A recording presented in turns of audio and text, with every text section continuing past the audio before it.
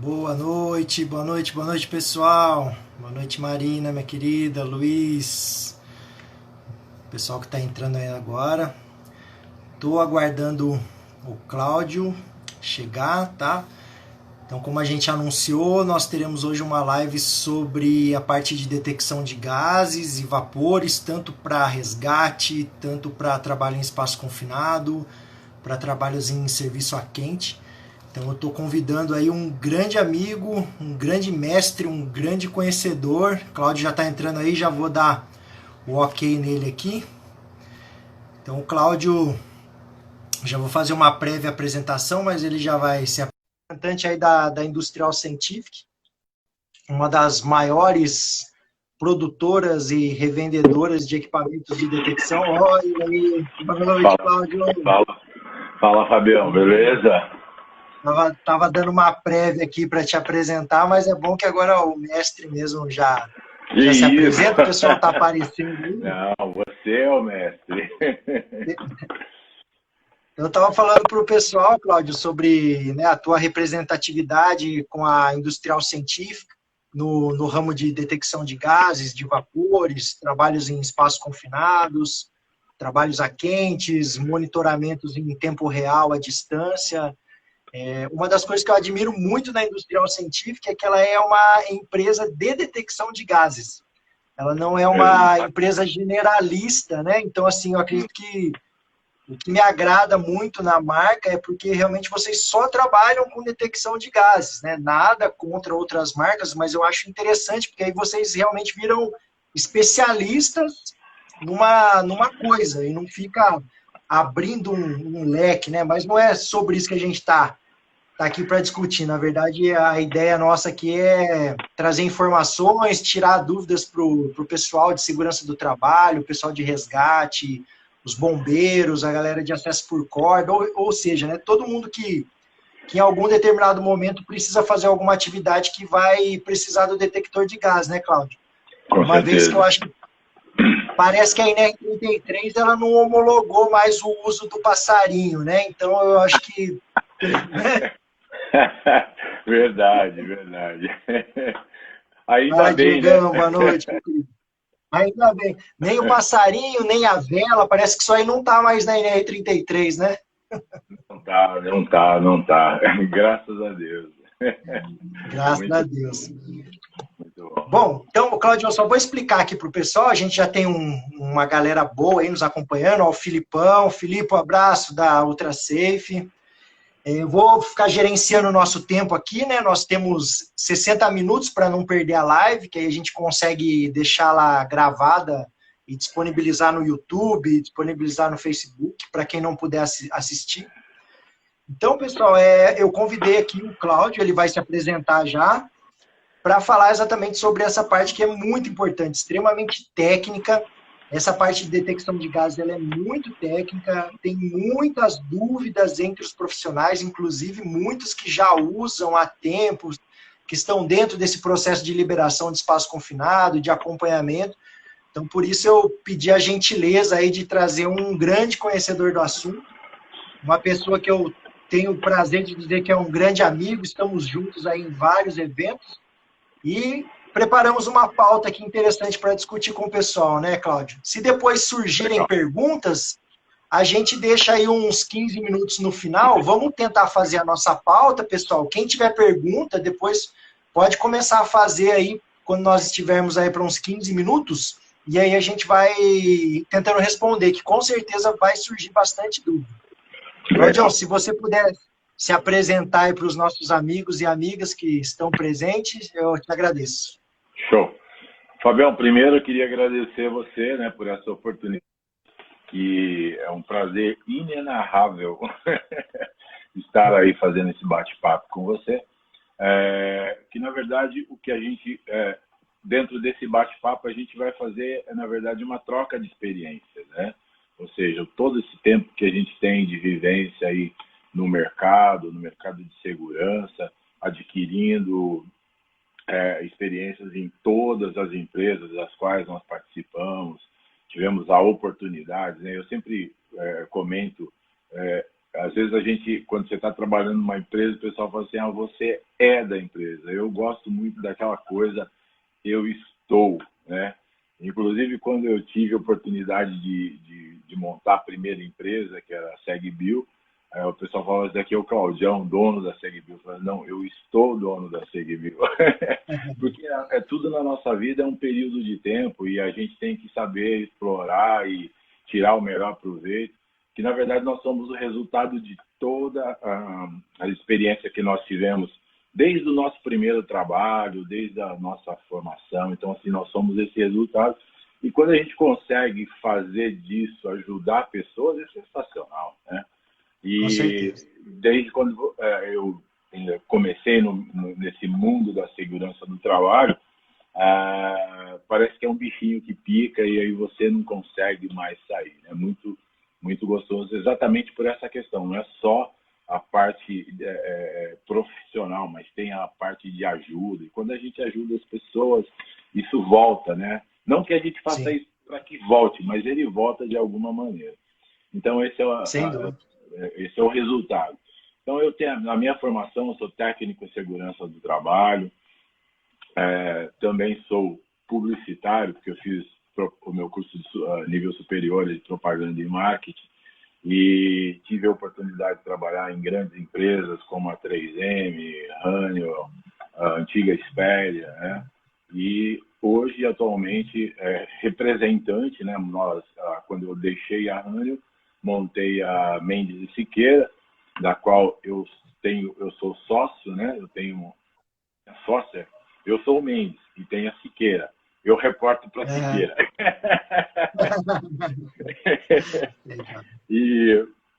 Então, nós montamos a Mendes Siqueira e hoje nós temos grandes parceiros como, né, a Industrial Científica.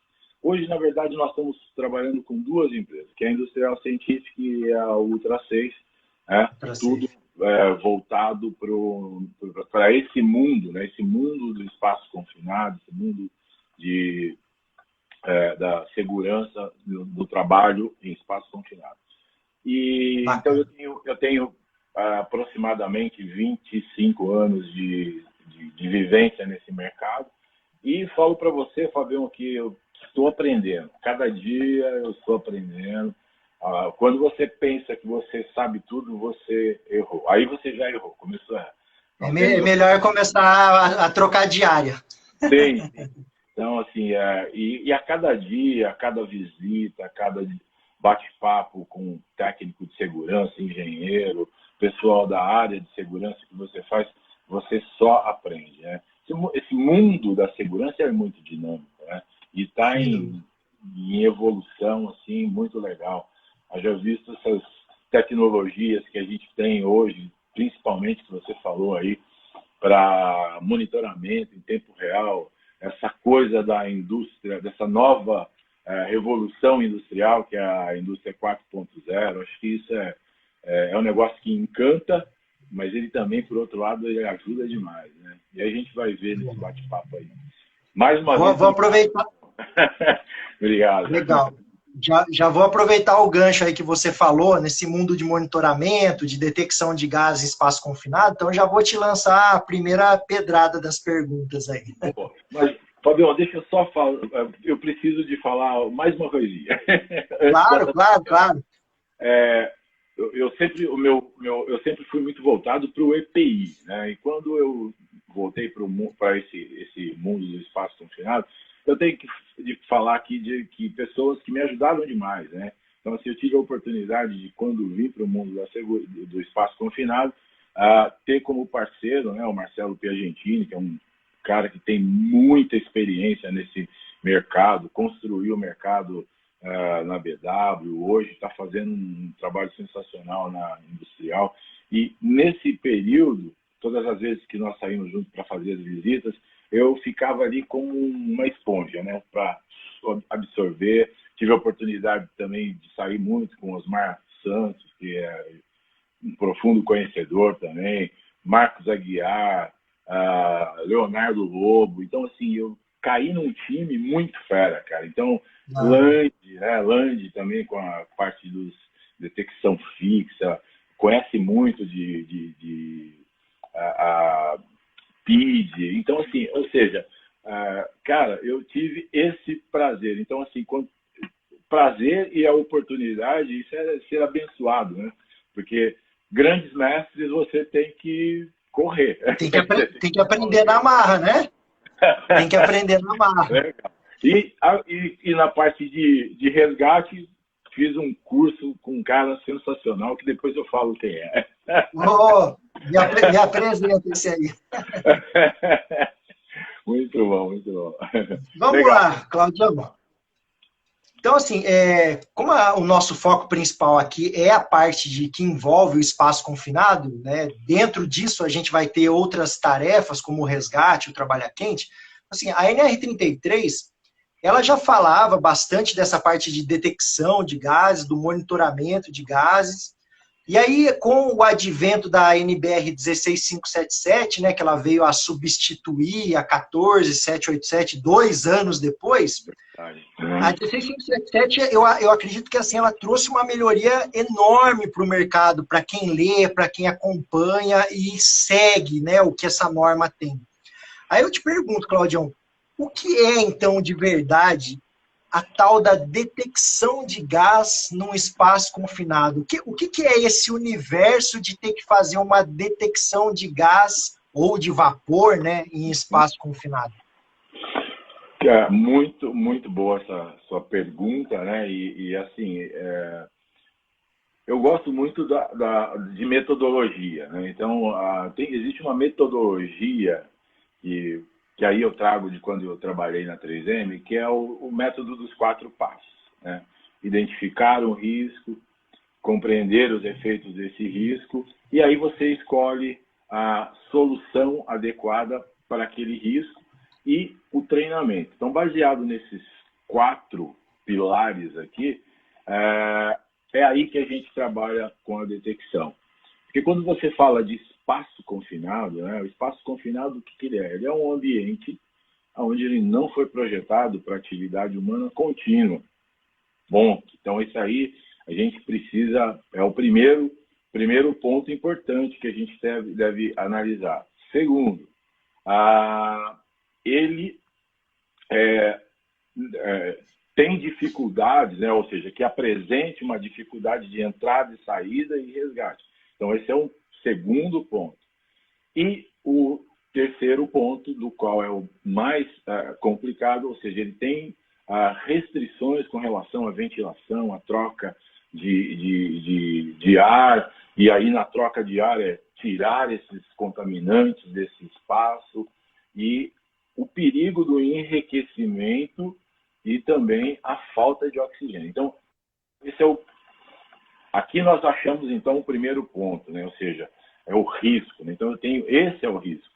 E para trabalhar em cima desse risco, eu preciso de ter algumas coisas importantíssimas, das quais aí eu falo para você que a NR33, ela trata, ela mostra, né, tudo como que você deve fazer no trabalho do espaço confinado, mas a NBR 16577, eu vou falar que ela é maravilhosa, porque ela detalha exatamente cada ponto que é abordado na NR33, ela aborda e ela detalha tecnicamente, dando um entendimento. Quando você lê, por exemplo, quando você lê a NR33, é bacana, mas assim fica, e aí? O que eu devo fazer? Tanto é que saiu até um guia, um guia para a NR33, ou seja,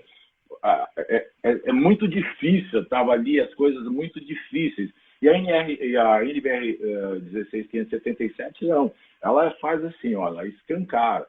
Então, aí, esses são os pontos importantes. E o que eu acredito que a gente tem que, quando fala em trabalho em espaço confinado, quando você tem esse cenário, a coisa mais importante que você tem que fazer é um planejamento de resgate em caso essa pessoa que está trabalhando ali dentro, ela tenha tenha a presença de um gás e essa pessoa começa a passar mal, que pode se tornar um ambiente IPVS. Então, O problema do espaço confinado também é que é uma atmosfera que ela é dinâmica. Mesmo aqui, nesse quarto aqui, é uma atmosfera dinâmica. Agora está legal, mas se de repente tem um vazamento, agora que eu observei nos detectores aqui, que eu tenho a presença de 7 ppm de monóxido de carbono, aí eu falei assim, como é que pode ser uma coisa dessa? Aí eu me lembrei que aqui esse quarto está próximo do estacionamento. Então, olha só que coisa interessante. Então, o ambiente, o ambiente, principalmente de um espaço confinado, ele é dinâmico, né? Sim. E por isso que você tem que estar muito afinado essa questão de resgate.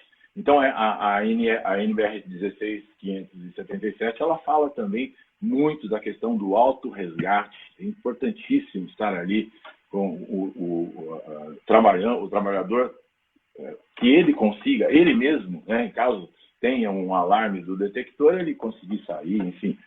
Então, assim, quando a gente fala desse mundo de espaço confinado, ele é muito complexo. Ele não pode ser tratado como em muitas empresas ele é tratado. Ou seja, às vezes as pessoas falam assim, eu tenho um espaço confinado, e ela fala assim, bom, com um detector de gás eu resolvi vamos chegar lá, vamos chegar lá. Eu resolvi o problema, né? Mas não é muito mais que isso. Tem a questão de resgate, tem a questão de ventilação. Nós temos, e uma coisa importantíssima ainda dentro do espaço confinado, nós temos 2 tipos de espaço confinado, né? Onde eu tenho que é o perturbado e o não A perturbado. NBR trouxe isso com uma felicidade gigantesca. Lindo, lindo, lindo, lindo. E aí, quando eu falo do ambiente não perturbado, então, o que é um ambiente não perturbado? É aquele ambiente que eu conheço o risco e que as atividades que eu tenho ali, elas não vão gerar nenhum tipo de contaminantes ali dentro do espaço confinado. Ou seja, um exemplo, uma escada, você tem um espaço confinado, você vai descer uma escada. Então, assim, qual é o risco daquela escada? Eu cair, então tem o risco da queda. Mas é um risco conhecido. Tem como eu trabalhar em cima de uma ação, né? Coloco lá uma linha de vida e a pessoa faz o acesso, ou tripé, enfim, tem várias situações que eu posso trabalhar. Então, esse é o ambiente não perturbado. E aí ele está amarrado ao quê? A PET. Quando eu tenho um ambiente que ele é perturbado, aí sim, ele é mais complicado. Por quê? É um ambiente onde a pessoa está trabalhando, aquela atividade ali dentro do espaço confinado, ela gera contaminantes, ela gera uma situação de risco. Por exemplo, a solda. Solda é um negócio bastante complicado e tem que fazer um monitoramento muito forte em cima de solda. Por quê? Você pode gerar o monóxido de carbono como resultado da solda e outros gases. Então, você precisa de ter... e aí, para isso, eu preciso de quê? Eu preciso de fazer uma APR, que é a análise preliminar de risco. Então, a PT, ela está amarrada ao não perturbado e a APR amarrado ao perturbado. Então, esse mundo é muito complexo. Vou aproveitar um gancho. Eu vou te segurando aí, porque senão você começa a entregar minhas perguntas antes. Então, Cláudio, você já começou a me dar um parecer inicial aí da importância da detecção ou do monitoramento, né? Que eu acho que existe uma diferença entre isso. Sim. E aí, Cláudio, e uma coisa que eu gostaria que você falasse, né, nesse universo que nós estamos falando de detecção e monitoramento de gases e vapores, é que eu percebo, né, eu sou professor em curso de técnico em segurança há uns 11 a 12 anos. Então, tenho muito contato com o menino desde o seu início da formação e depois acabo encontrando esse menino ou essa menina dentro de uma indústria, né? Tem essa curiosidade. E paira a gente também participando em grupos de discussão, que o pessoal, eles focam muito nisso. Eu preciso de um detector de gás, eu preciso de um multigás, eu preciso de um monogás, eu preciso de um explosímetro, porque eu vou ter um trabalho em espaço confinado. Mas o uso do equipamento que monitora uma atmosfera, ele é importante só no espaço confinado, Cláudio? Ou a gente tem umas outras aplicações importantes na indústria que muitas vezes passa batido pelos profissionais de segurança do trabalho? Perfeito, perfeito. A questão do multigás, né? O multigás, as pessoas, de uma maneira em geral, colocou ele como o bombril. Vai medir tudo. Vai medir tudo. Vai medir tudo. Mas, na verdade, não é, porque o multigás que nós falamos, muito comum no meio, ele tem o sensor de oxigênio, ele tem o sensor de Léo, que é para medir o limite de explosividade, mínimo de explosividade dos inflamáveis. Ele tem o CO, que é o monóxido de carbono, e o H2S. Ou seja, então, 4 gases. Por que são esses 4 gases? Né? Que esses, na verdade, eles são chamados de killers. Né? Então, os americanos, eles, quando foram fazendo as pesquisas e tal, eles descobriram que esses 4, trabalhando junto, ele conseguia pegar uma gama bastante ampla de situações das quais morriam muitas pessoas. Né? Então, o que aconteceu? Todo mundo acha que o multigás, esses 4 gases, ele dá para todos os ambientes. E não é verdade. Não é verdade. Primeiro, uma coisa muito importante, quando você está trabalhando o espaço confinado, e nessa situação, você precisa entender quais são os riscos que você tem ali. Então, se você, por exemplo, você tem 4 gases, mas você tem dentro de uma galeria, um exemplo, dentro de uma galeria, tem uma tubulação de amônia. E aí você pega e vai trabalhar com o 4 gases dentro desse local e tem um vazamento de amônia. Cara, e aí? E aí? Vai medir? Esse é o problema. A pessoa vai sentir, porque a amônia ela é asfixiante e o cara vai chorar, vai falar, peraí, eu tô chorando por quê? Mas o detector não vai alarmar. Né? Então você precisa, principalmente para os chamados exóticos, né, os gases exóticos, aí você precisa de ter o sensor adequado. Fosfina, amônia, cloro. Então, assim, você precisa sim de trabalhar. Você pode trabalhar hoje, né? Hoje, com a evolução dos equipamentos, nós temos equipamentos com 5 gases. Então, você tem a possibilidade de colocar os 4 gases mais amônia. Você tem a possibilidade de colocar os 4 gases mais fosfina. E agora, recentemente, a Industrial lançou, você pode colocar o cloro, entendeu? Então, assim, tem essas possibilidades, mas você tem que entender e não pode usar os 4 gases para absolutamente tudo. Quando você falou, a aplicação é só em espaço confinado? Não. A aplicação do detector de gás, ela tem assim, um campo muito grande. Eu vou dar um exemplo doméstico. Todo mundo se comoveu muito com aquele acidente que aconteceu em São Paulo, lá em São Bernardo, que as pessoas morreram. Uma família inteira morreu ali dentro com os efeitos daquele vazamento de gás ali. No Chile, nós também tivemos uma outra família que morreu. Então, assim, eu tenho a possibilidade de usar para uso doméstico. Por que não? Né? Você vai fazer uma viagem, por exemplo, para um determinado local e, assim, hoje tem, principalmente os lugares frios, você precisa de um aquecedor, você está ali dentro, você precisa de ter um detector. Você precisa de trabalhar com detector. Na indústria, você tem os trabalhadores que trabalham sozinhos, né? Vai fazer troca nas torres de chaminés. Ou seja, mas não é um ambiente, o cara tá do lado de... Cara, eu tive a oportunidade de fazer um trabalho numa empresa em Rio Claro, que eles tinham um forno de produção de vidro.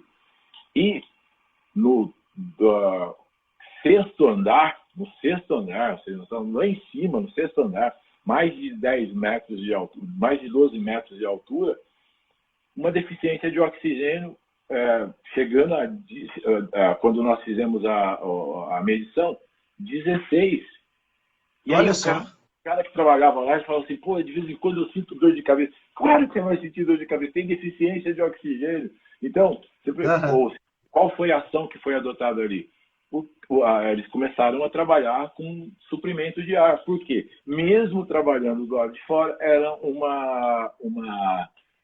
um ambiente IPVS. Agora você um ambiente IPVS fora do espaço. Sim, sim. Então, isso é muito importante, você não ficar restrito, ou seja, para somente uma situação. Ele tem várias aplicações.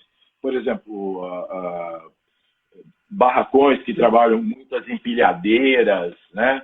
Você precisa de fazer um monitoramento do monóxido de carbono, enfim. Uma coisa que, se eu puder complementar o que você falou, até o Xande Porto colocou aí, e que a gente deixa muitas vezes a desejar, são nos trabalhos a quente. Você tem trabalho lá de goivagem, de solda, de corte, de esmerilhamento, próximo de um armazenamento com um produto inflamável, ou próximo de um armazenamento de um lugar, por exemplo, que tem um cilindro de gás de oxigênio pressurizado, e aí você está jogando fagulha no ambiente que você mal sabe, mesmo sendo em ambiente aberto, você mal sabe o que está te esperando ali, e as pessoas elas não se tocam dessa importância. E aí acaba limitando o uso de um detector de gás, de um monogás ou de um 4 gases. Eles acabam limitando apenas naquela história do espaço confinado, e eles esquecem que a gente tem inúmeros acidentes que acontecem em ambiente aberto por projeção de fagulhas ou calor excessivo perto de um ambiente onde tem uma concentração de um gás, de um líquido, de um vapor inflamável. O pessoal que está aí nos assistindo, se quiser ver uma aula sobre isso, entra no YouTube e digita CSB, que é o Chemical Safety Board. A gente vai ver uma dezena de acidentes relatados de explosões e morte de trabalhadores porque não se usou uma detecção de gás num trabalho a quente em ambiente aberto. Posso dar um exemplo de um que está muito fresco na minha cabeça? Por favor. Uma operação que, vamos falar, uma operação até corriqueira, né? Fazer a impermeabilização de sofá. Aí você chama o cara... vem cá, eu preciso fazer... Onde você faz a impermeabilização? Não, eu faço na sua casa, né? E aí teve um acidente em São Paulo, que a família estava lá na casa e os 2 caras fazendo a impermeabilização na sala. E aí você tem uma sala gigante, com muito oxigênio.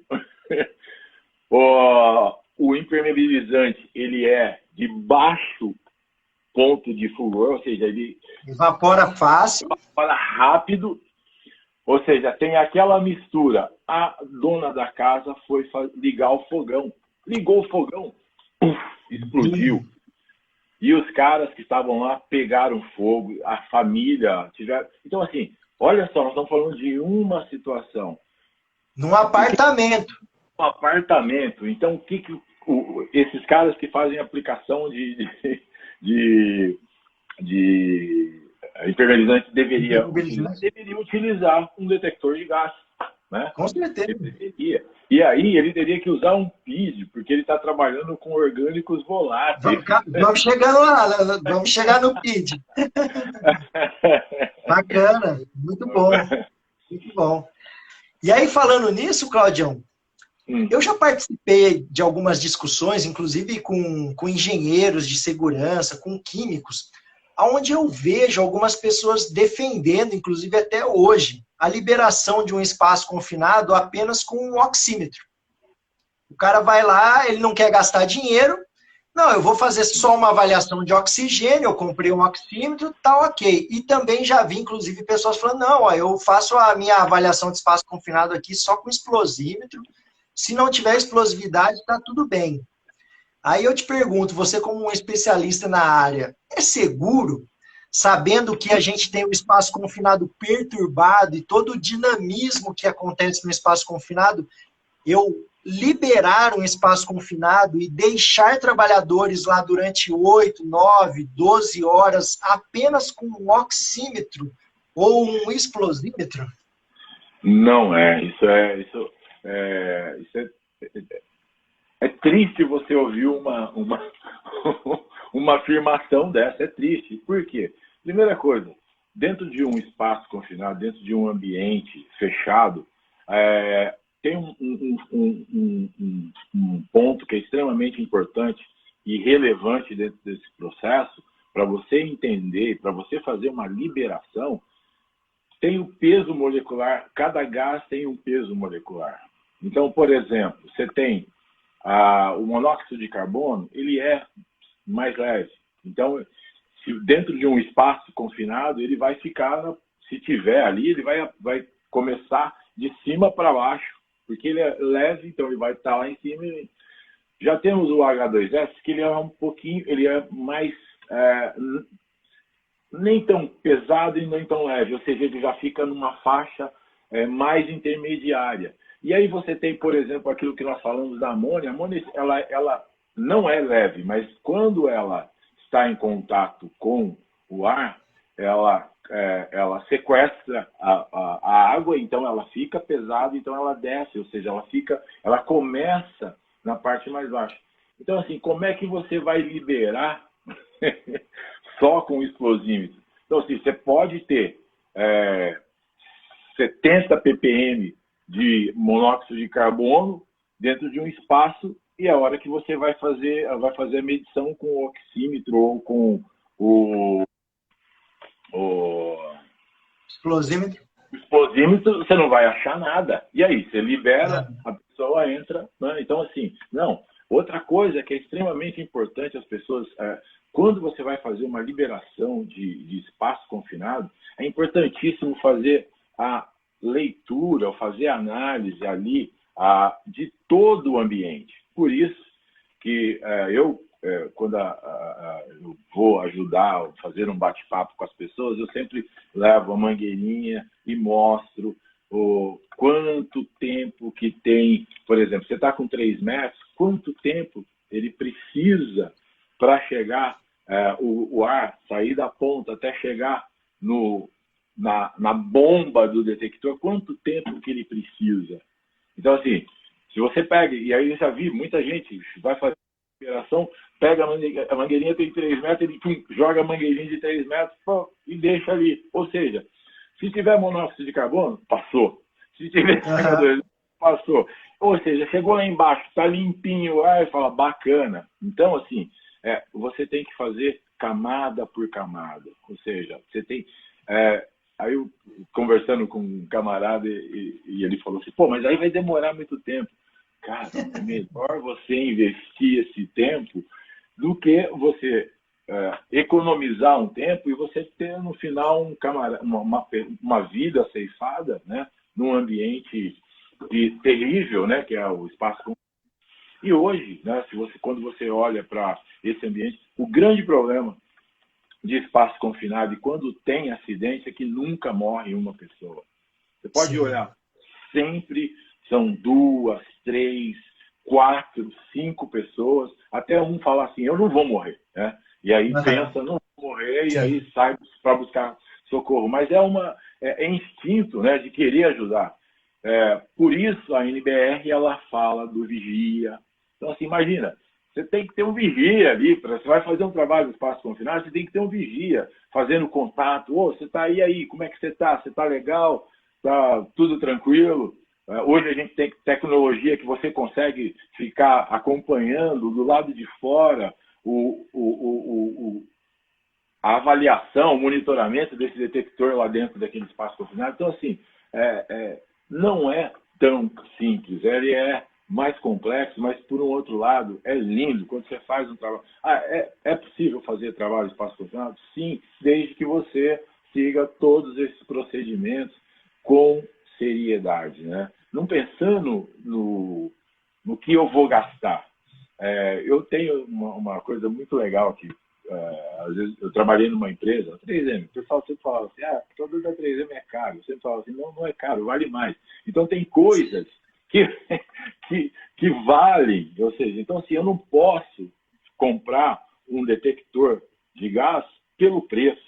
Eu tenho que Sim. comprar o detector de gás, eu tenho que comprar um monitor, eu tenho que fazer um projeto de detecção fixa, não olhando o preço, eu tenho que olhar o que ele vai, qual é o valor que ele tem. Então, quando você olha para o valor, você vai ver que tem coisas que às vezes o pessoal fala que é caro, não é caro, vale mais. Você já puxou uma coisa interessante aí, né? Eu te fiz uma pergunta e você até falou, poxa, é até triste saber que isso acontece. Agora eu vou te falar de uma outra coisa mais triste que você já deve ter ouvido falar. As nossas normas, né, tanto a 33 como a 16577, elas falam de monitoramento contínuo. Né? Contínuo é uma linha que não tem fragmentação. E aí, certa vez, dando treinamento numa multinacional americana, eu perguntei como é que eles faziam a parte de detecção de gás lá. Eles falaram, olha, aqui a gente tem liberação de 4 a 5 espaços confinados por dia, mas a gente só tem um detector de gás. Eu falei, então como é que vocês fazem? Não, a gente faz o seguinte, eu vou lá, libero primeiro, aí eu deixo o pessoal entrar, eu pego o detector de gás, vou para o próximo, depois de 1 hora eu volto no primeiro, aí depois eu volto no segundo. Então, esse era o contínuo deles. Era um contínuo a cada 1 hora. Isso pode, Meu Cláudio? Deus. Meu Deus. Bom, acho que uma coisa bem legal é quando a gente fala de monitoramento contínuo, né? É bem interessante. Por quê?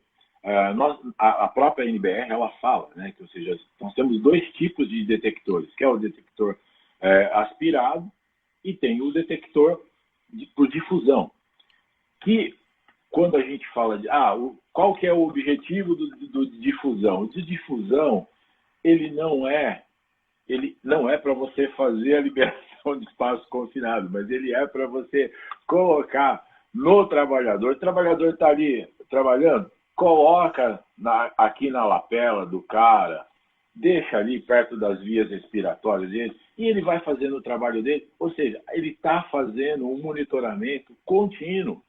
Aqui, esse cara, ele faz o monitoramento contínuo. Agora, tem algumas empresas que falam assim, eu prefiro o detector, trabalhar com o detector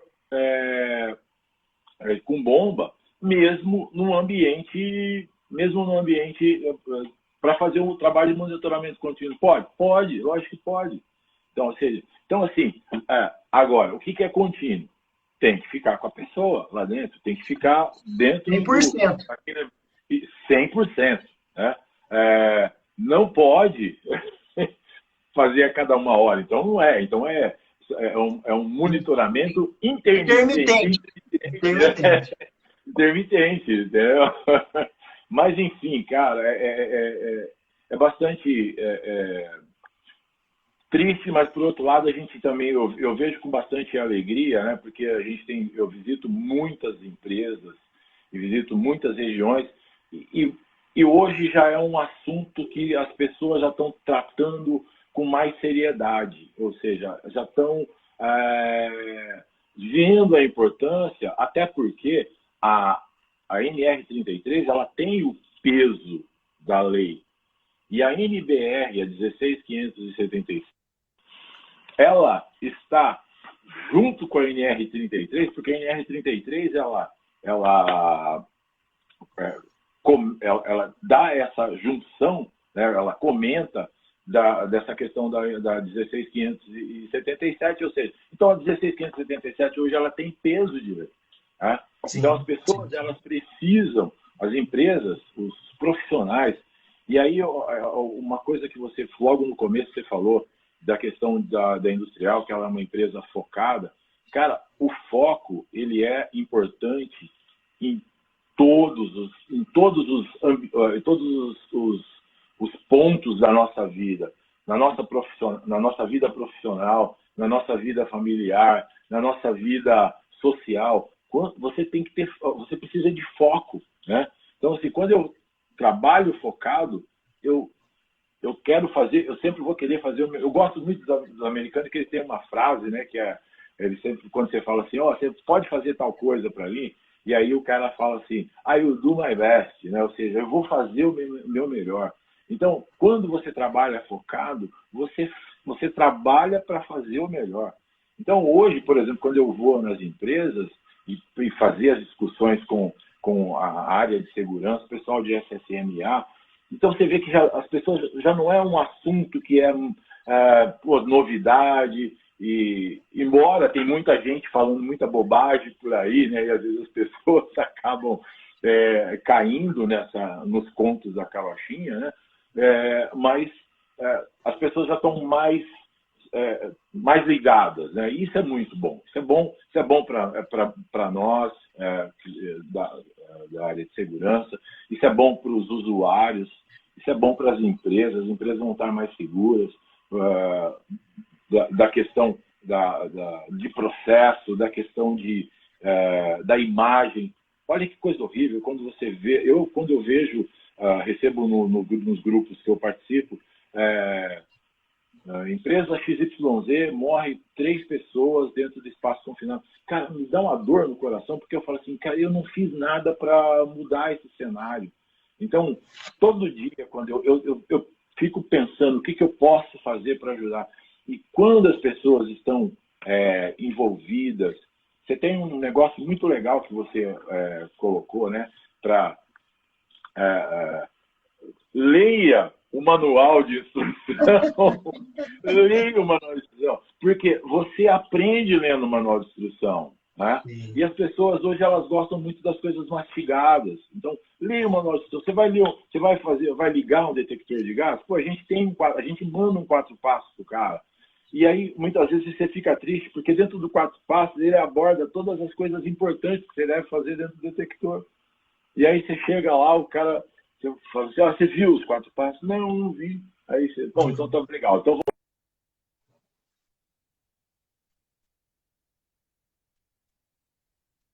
Deu uma travada. Claudio, deu uma travada aí na sua conexão? Eu finalizei, acho que está bacana, tá? As coisas estão fluindo bem. Ou seja, nós vamos ter com as pessoas mais envolvidas, lendo as normas, seguindo os procedimentos, não olhando só para cumprir, mas seguir o procedimento e efetivamente. Deixa eu aproveitar, eu ia te fazer uma pergunta aqui, eu vi que teve uma pessoa que inclusive fez uma pergunta muito semelhante aí, o S. Romário. Até você demonstrou aí, você está com um detector aí por difusão, que é o que a gente às vezes chama de passivo, né? Ele precisa receber o ar, ele não capta o ar. Isso. Aí, Claudião, imagina, você tem aí um espaço confinado, por exemplo, um tanque de 90 metros de diâmetro. Nesse tanque de 90 metros de diâmetro, né, que numa refinaria a gente chama de tanque Maracanã, você coloca lá 5 colaboradores, um em cada flanco ali do tanque. Um detector desse apenas com um trabalhador vai resolver? Não. Se você tiver 5, você precisa de 5 caras com os detectores. A não ser que eles estejam num ambiente mais apertado, talvez. Exato. Num ambiente mais apertado, ok. Mas eu vou falar, se eu fosse trabalhar, né, e aí a NBR ela dá essa possibilidade, o trabalhador ele pode falar não. Quero você vai entrar no espaço confinado. Eu quero o detector. Não, você não vou te dar o detector. Não entro. Direito de recusa. Direito de recusa. Ou seja, então assim, precisa, principalmente desse tamanho que você falou, você precisa de ter... E eu vou além, tá? Eu vou além. Na minha opinião, deveria usar monitores. Você vai fazer uma operação desse tamanho, deveria usar os monitores. Esse é um monitor de área. Monitor de área. Você, entendendo quais são os possíveis riscos, você pode posicionar. A grande vantagem do monitor de área é exatamente isso. Você pode posicionar ele onde você quiser. Nós fizemos uma parada muito interessante e aí fizemos uma parada geral. Não tem problema aqui na Eldorado. Foi um sucesso. Por que foi um sucesso? Eles usaram os monitores de área em todos os ambientes de espaço confinado, que envolvia grande circulação ou grande presença de pessoas, eles colocaram em vários pontos. Tem um digestor que é assim, cara, é impressionante. Você olha, você tem a foto assim, você olha, o trabalhador fica desse tamanhozinho assim, e aí a gente até brincou, né? Acha o monitor. Então tem um monitor ali no meio, tem um monitor mais para cima, tem um monitor lá no teto, ou seja, 16 andares, né? É um investimento, né, Cláudio? É um investimento em segurança. É investimento. E o fato desses equipamentos hoje, com essas tecnologias, de parear, cara, você tem o ambiente todo monitorado em caso de um alarme. Ou seja, ele replica, ou seja, vamos fazer o abandono. Então, assim, é muito interessante fazer esse trabalho. Deixa eu aproveitar, se você puder esclarecer. Um detector desse aí, não o monitor, o detector passivo por difusão, qual que é a área? Tem gente que acha que ele capta 2 metros, 3 metros. Qual que é a área que ele capta? O ar que está passando, qual que é a distância ali que ele está captando, Cláudio? De captação. Isso é muito interessante, essa pergunta, Fábio. Porque é o seguinte, e aí o pessoal gosta de falar muito com relação, principalmente, ao aspirado, né? Eu fui numa empresa e o camarada falou assim, poxa, o fabricante veio aqui e falou que esse detector dele, o raio de ação da bomba é 1,5 metro. Eu falei, como pode ser isso? Então eu vou fazer um desafio. Eu vou fazer um desafio. A gente tira qualquer presença de vento aqui, de ar, né? Ou movimentação de ar, deixar paradinho, né? Aí você solta, pega 1 metro e solta ali. A gente pega os 4 gases, que é o que ele faz, os 4 gases, solta ali.